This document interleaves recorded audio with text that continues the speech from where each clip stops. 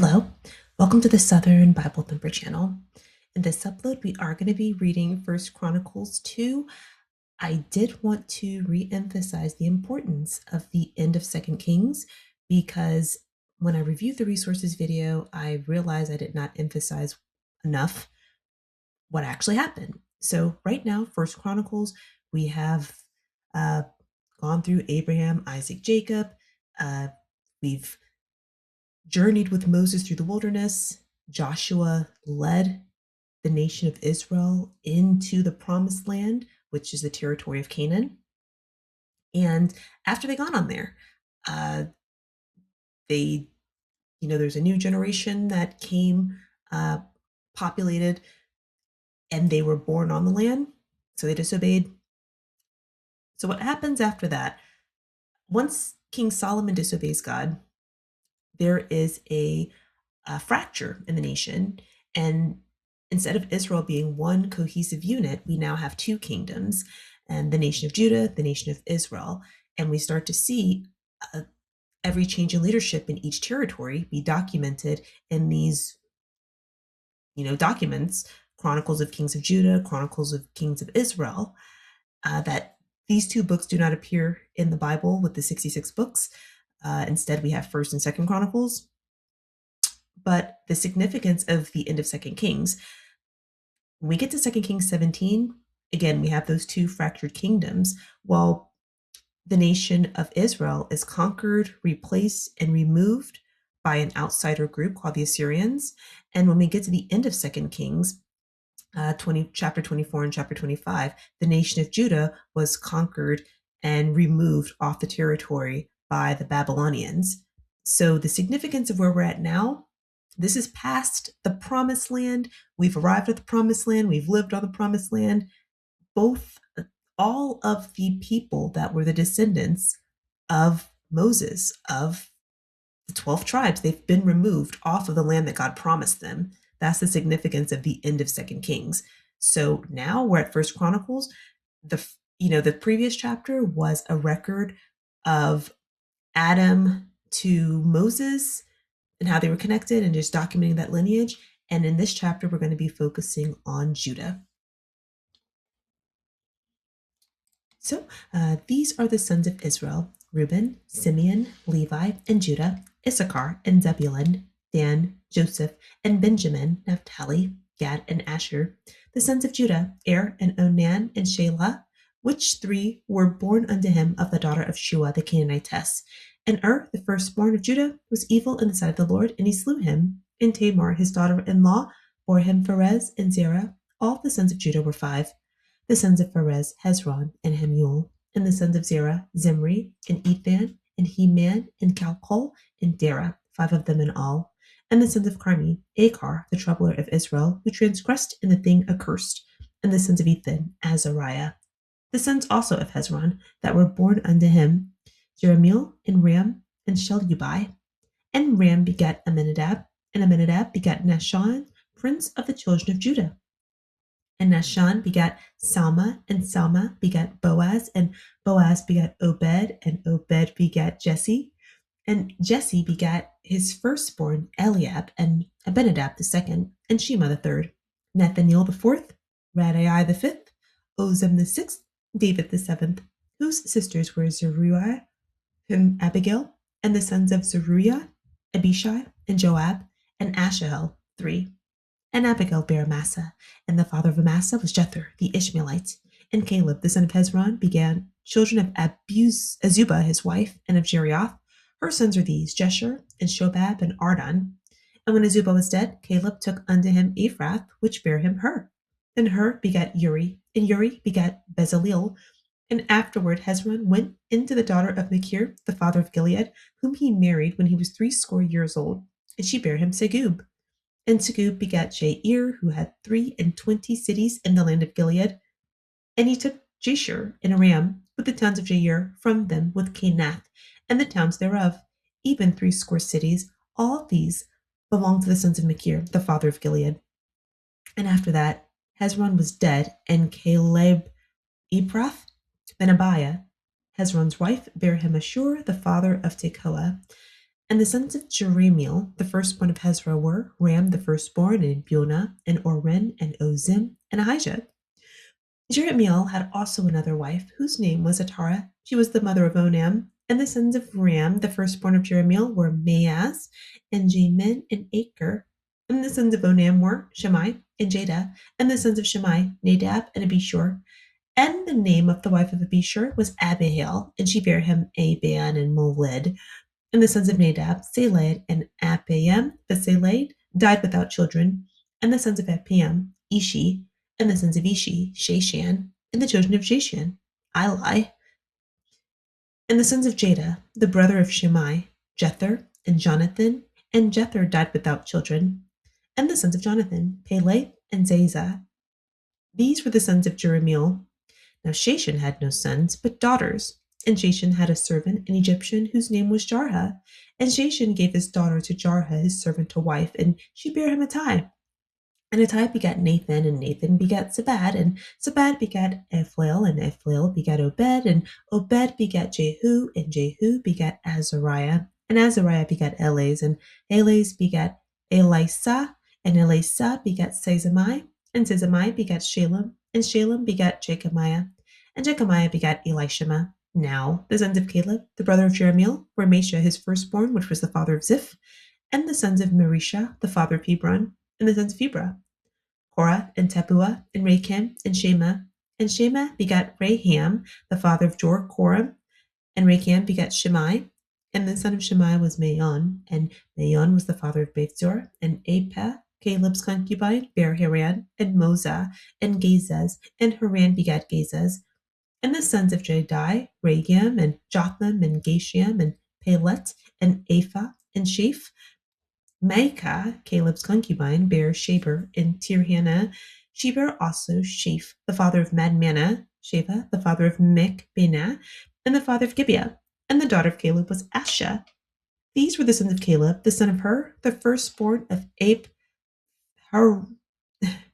Aphrata Shoba, the father of Kirjathjearim, Selma, the father of Bethlehem, Hareph, the father of Bethgader, and Shobal, the father of Kirjathjearim, had sons, Haroeh, and half of the Manahethites. And the families of Kirjathjearim, the Ithrites, and the Puhites, and the Shumathites, and the Mishraites, of them came the Zerethites and the Eshtuelites, the sons of Salma, Bethlehem, and the Netophathites, Adaroth, the house of Joab, and half of the Manahethites, the Zorites, and the families of the scribes which dwelt at Jabez, the Tirathites, the Shimeathites, and the Shukathites. These are the Kenites that came of Hemath, the father of the house of Rechab. In the previous chapter, 1 Chronicles 1, this is a lineage list. The text documents how Adam, Abraham, Isaac, and Jacob are connected. Our current place, 1 Chronicles 2, this chapter focuses on the lineage of Judah, the brother that sowed Joseph into slavery in Genesis 37. Judah fathers the tribe that honors David immediately as king in 2 Samuel 2. Okay, so we're going to be summarizing 1 Chronicles chapter 2.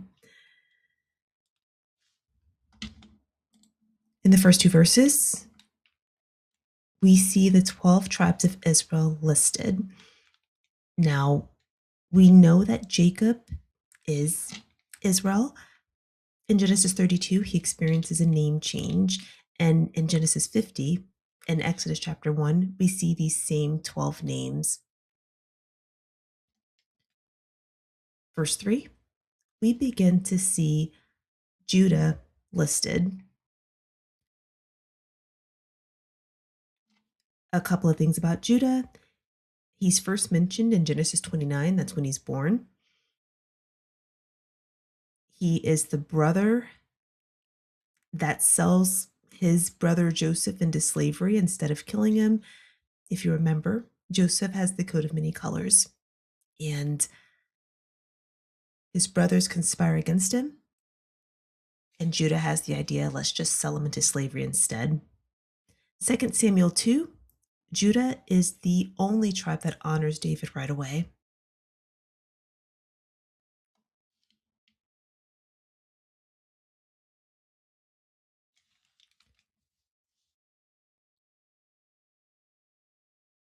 So we have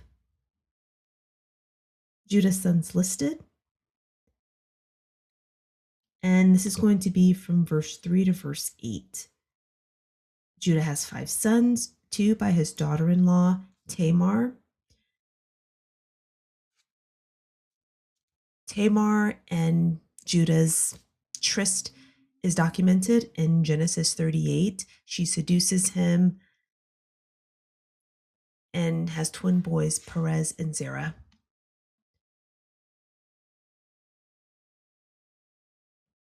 Verse 7 lists Carmi.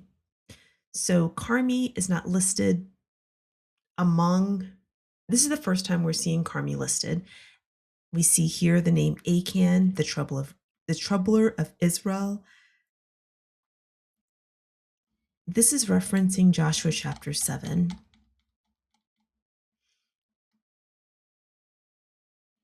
First, we see son of Zerah, Camry and Achan. They're a descendant of Judah. They're a descendant of Zerah, just not an immediate. So we see here Zimri in verse 6. And there is a translation error or discrepancy. I'd rather say that discrepancy. We see here, son of Zerah, Zabdi. New International Version, son of Zerah, Zimri. Son of Zerah, Zabdi. So with these different translations, you see it changing from Zimri to Zabdi.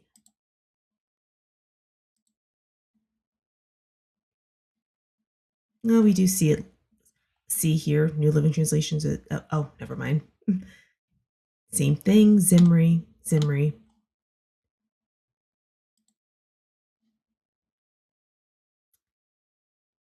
Okay, so the reason why I'm having to say that is because we're this person, Carmi and Achan, have not been mentioned yet, but they are included in Judah's lineage. The importance or the reference of verse 7 is to Joshua chapter 7. In this story, Joshua is leading Israel into Canaan, and the book of Joshua is about Israel settling into Canaan or the promised land. There is an instance where they're going to a territory, Ai, and God's specific instruction is to not take anything from these people, even if it's valuable. Well, Achan decided he was going to take something anyway because he had some valuables. And when Joshua strategized to conquer this territory, they ended up losing 36 men in the battle. Come to find out, Achan was the one who disobeyed God's law or God's command. And at the very end, Joshua and all Israel took Achan, the items that he took, his children or sons and daughters, and his animals, and stoned them to death. So that's another reason why I kind of wonder why he's mentioned here. If they all died, what is the importance? But that's what verse 7 is about.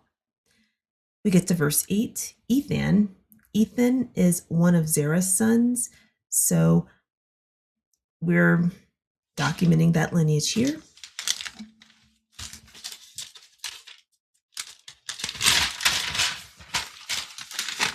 We get verses 9 to 17, picks up on Hezron because Judah's twin boys are Perez and Zerah. Perez's son is Hezron. So now we're documenting Perez's lineage. Hezron is Perez's son, Judah's grandson. So 9 to 17. Hezron has 3 sons. Hezron's descendants include Obed, which is Ruth's son, We see that in Ruth chapter 4. And Jesse is Obed's son and David's father. That's mentioned in 1 Samuel 16, verses 18 to 20. This is the first time Caleb is mentioned. He is listed as Hezron's son or Judah's grandson. The mothers of his children are verse 18, Azubah, verse 19, Ephrath. And between these two women, there are 4 children. We get verse 21 through 24.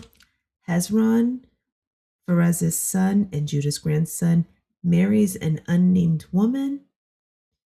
She's Gilead's daughter.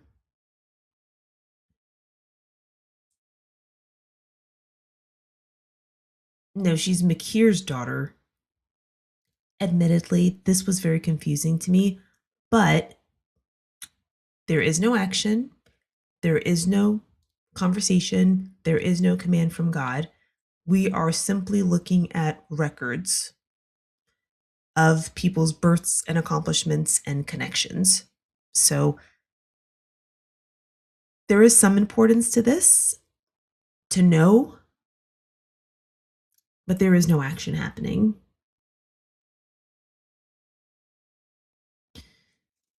The union from verses 21 through 24 produces Segub and the sons of Machir. Verses 25 through 41 list Hezron's son Jerahmeel's lineage. He has 5 sons by 2 women. 2 of his sons have children. In verse 34, Sheshan is a descendant who only has daughters. One marries Sheshan's Egyptian servant, and that lineage is documented from verses 34 through 41. From verse 42 to verse 49, this lists Caleb's lineage again. Hezron's son Jerahmeel's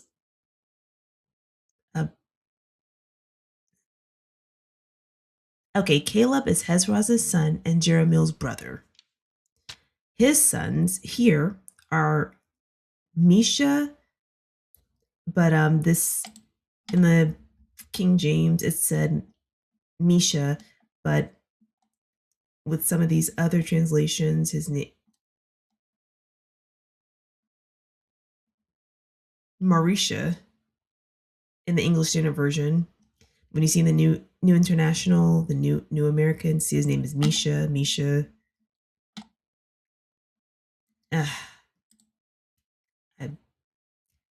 This one has tried my patience because we don't have no action, there is no commandment, there is no conversation, and I still don't feel like I have it all the way together, but I just wanted to read it anyway because I am interested in knowing, and I would like to finish the Bible. So I just want to continue on.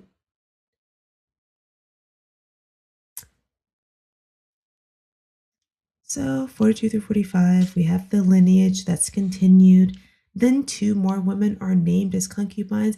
This is where I start to get where I just honestly don't think I have it all the way correct. But again, since there's no action, I just would like to move through it. So we get to 46. Ephah is Caleb's concubine who bore 1, 2, 3 children.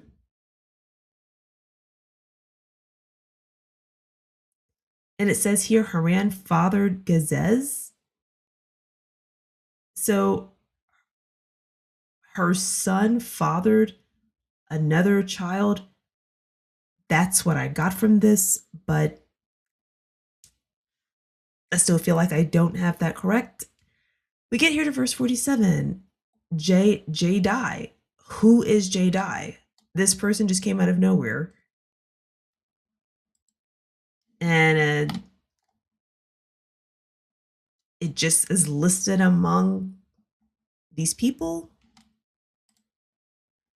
I entered with such confidence, but as I keep reading, it's like I've just less and less of a grasp. Not so encouraging when you spend a lot of time on it and then you still feel like I don't have it, but I just don't completely have it.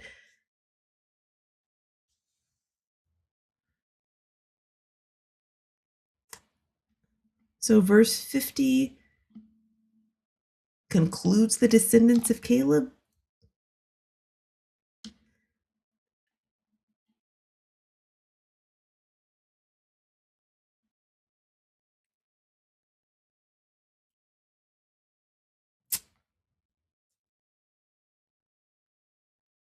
I feel like I just don't have it.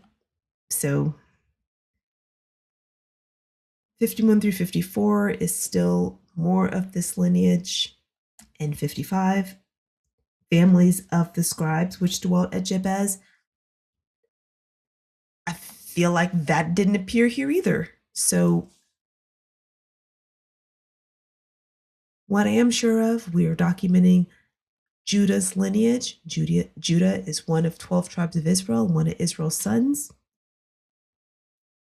And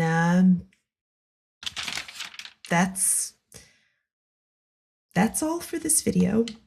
Thank you so much for clicking. I hope you were maybe able to make sense of it yourself. Maybe you can make sense of it. But no, this is about as clear as I've got after a few hours, and I just want to move on. So have a wonderful day.